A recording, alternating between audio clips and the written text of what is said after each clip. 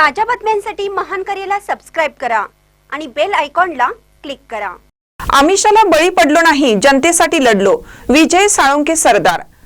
दुसऱ्याच्या खांद्यावर बंदूक ठेवून गोळी झाडणाऱ्यांना माझं आवाहन आहे, स्वतः उभं राहून बघा। आमच्यात हिम्मत होती म्हणून आमिषाला बळी न पडता जनतेच्या प्रश्नासाठी मी निवडणुकीत उभा राहिलो होतो। जनतेने घेतलेला निर्णय मला मान्य आहे। यापुढेही विजय साळुंखे सरदार आमच्या सोबत असणाऱ्यांच्या जीवाला जीव देण्यासाठी सदैव तयार आहे।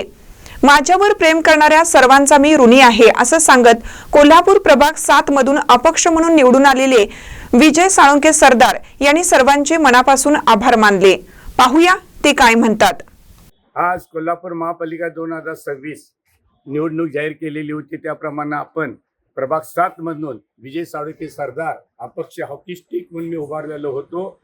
मला आता निकाल कळाला की थोडक्या मतात आपण गेलोय। खेळ हा हारजीत असतेच, पण ज्या लोकांनी माझ्यावर विश्वास टाकला त्या विश्वासाला पात्र राहिला।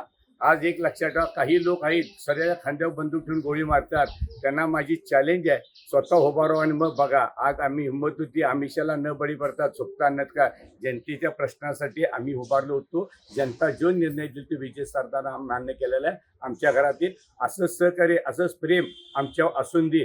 जी जी आमच्यासाठी होती त्यासाठी विजय सरदार जीवाला जीव द्यायला तयार आहे। एवढंच मी तुम्हाला जाणतो। परत एकदा मी तुमच्या सर्व जनतेच्या कोल्हापूरच्या बाहेरच्या आणि माझ्यावर प्रेम करणाऱ्या आया बहिणींनी सगळ्यांना माझा मी तुमचा ऋणी आहे। परत एकदा मी सरदार फॅमिलीतर्फे तुमचा आभार मानतो।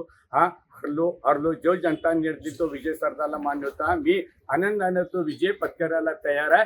जय हिंद, जय महाराष्ट्र, विजय साळुंखे सरदार।